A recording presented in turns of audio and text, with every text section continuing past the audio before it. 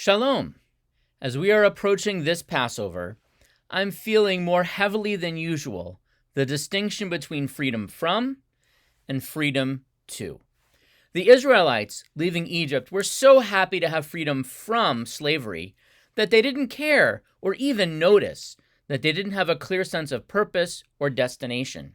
And while they roamed the desert, their food was provided for them. They didn't worry about what day-to-day life was about. And eventually their lack of direction got them into trouble. It was only with Shavuot and the giving of the Torah that the Israelites' freedom was directed towards worthwhile goals. The Israelites now had not only freedom from slavery, but also freedom to develop themselves as a nation. In later times, this period between Passover and Shavuot became marked by counting each night, a practice called counting the Omer. And this distinction between different kinds of freedom is particularly important this Passover.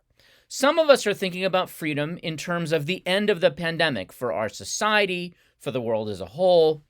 Others are excited about the individual freedom that they will feel when they and those in their immediate circle might be vaccinated. And each of us has things that we have lost or given up over this last year. Each of us has enslavements, our own personal Egypts, that we are eager to escape. As we anticipate our freedoms, I hope that we can be mindful as to whether that is freedom from or freedom to.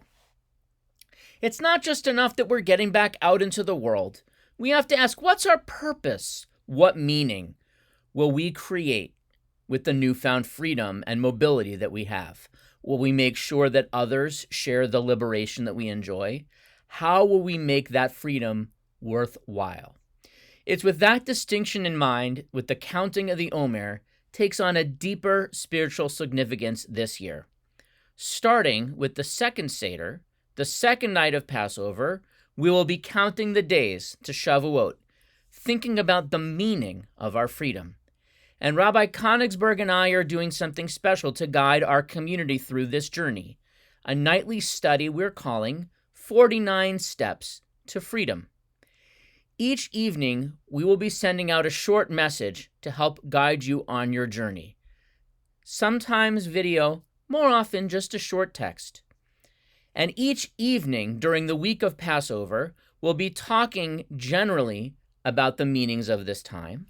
And then for the last 6 weeks, we'll be sharing insights from Pirkei Avot, the ethics of our ancestors, a book of wisdom and spiritual development that is traditionally studied during this time.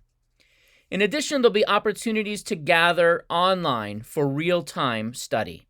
And you can join up, you can sign up for this journey on the B'nai Torah website. On behalf of Rabbi Konigsberg and myself, our B'nai Torah staff, our lay leaders, and all of our families, let me wish you and all who are dear to you a joyous, kosher, and safe Passover. And I hope that together we can make Seders just the first step in a journey towards real freedom. Chag Sameach.